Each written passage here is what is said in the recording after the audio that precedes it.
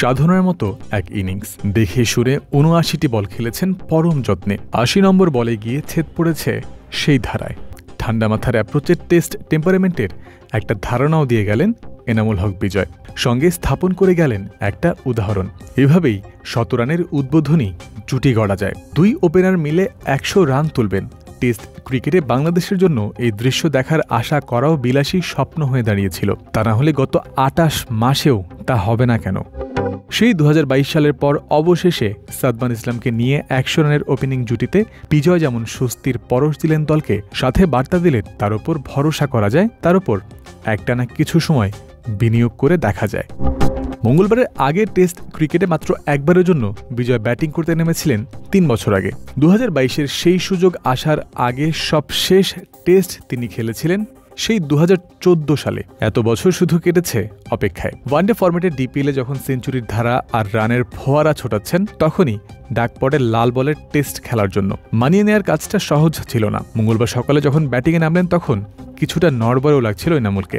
Short বলে অস্বস্তি ছিল দৃশ্যমান, হেলমেটে বল লেগেছেও একবার।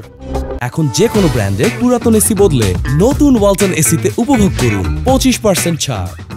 আন্তর্জাতিক পর্যায়ে টেস্ট ক্রিকেটের সাথে মানিয়ে নিতে কিছুটা সময় দিতে হবে, তা বিজয় নিজেও আঁচ করেছেন। পরবর্তী সময়ে খেলেছেন সেভাবেই, অনেকটা মাটি আঁকড়ে থাকার মতো।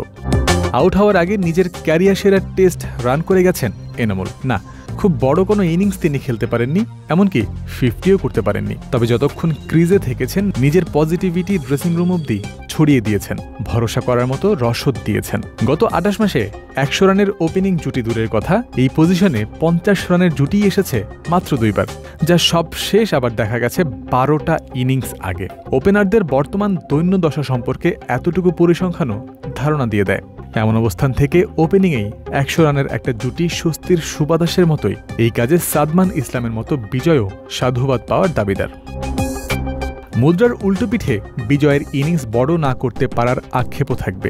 তারই ওপেনিং পার্টনার সাদমান যেখানে সেঞ্চুরি করে ফেলেছেন, সেখানে বিজয় হাফ সেঞ্চুরির ঘরও স্পর্শ করতে পারেননি। চট্টগ্রাম টেস্টের দ্বিতীয় দিনে পিচ ব্যাটিংয়ের জন্য বেশ সহায়ক হয়ে দাঁড়িয়েছিল।